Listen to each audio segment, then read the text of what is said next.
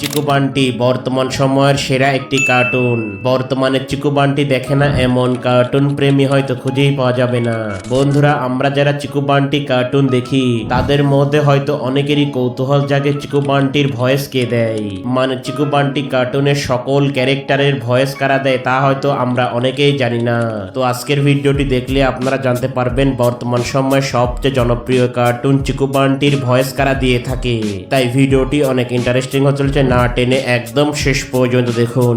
আর আপনারা যদি চিকু বান্টি কার্টুনটি পছন্দ করে থাকেন তাহলে অবশ্যই আমাদের এই চ্যানেলটিকে সাবস্ক্রাইব করবেন। তো যেমনটা আমরা জানি চিকু বান্টি কার্টুনটি 2021 সালে প্রথম সম্প্রচার করা হয়, আর বর্তমানে এখনো এই কার্টুনটি চলমান রয়েছে। তো বন্ধুরা, এবার জেনে নেওয়া যাক চিকু বান্টি কার্টুনের ভয়েস কারা দিয়ে থাকে। তো প্রথমে রয়েছে চিকু বান্টির দাদি। তো চিকু বান্টির দাদির ভয়েস দিয়ে থাকে রূপা বিমানী নামক এই মেয়েটি। ওয়েদার হয়ে যায় হট, তাহলে আমার মাইন্ড হয়ে যায় ব্লক। বাচ্চারা, আমি চলে যাচ্ছি। যখন এসি ঠিক হয়ে যাবে তখন আবারও চলে আসবো। বাই। তো এরপরে রয়েছে চিকু বান্টির দাদু। তো চিকু বান্টির দাদুর ভয়েস দিয়ে থাকে মানস পান্ডে নামের এই ব্যক্তি। হ্যাঁ, আমি তো প্লেন শার্ট পছন্দ করেছিলাম, এই কালারফুল টি শার্ট কোথা থেকে আসলো? হ্যাঁ চিকু, চিকু।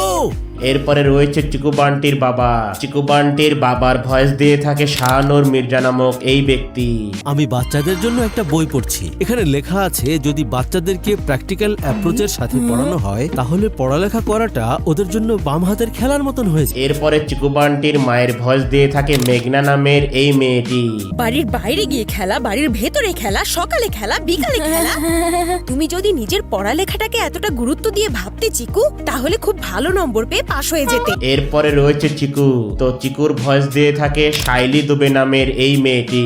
বান্টি, তুই যদি আমার ফ্যাশনেবল জামা না পেতিস না, তাহলে এখন তুই তোর মাইকেল জ্যাকসনের মতো ঝিকিমিকি জামা পরে ঘুরতিস আর লোকে বলতো ওই দেখো। তো এরপরে রয়েছে বান্টি।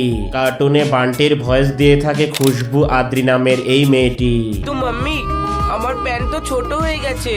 আমাকে দেখে পাড়াপড়শি তোমাকে নিয়ে কি ধারণা হবে?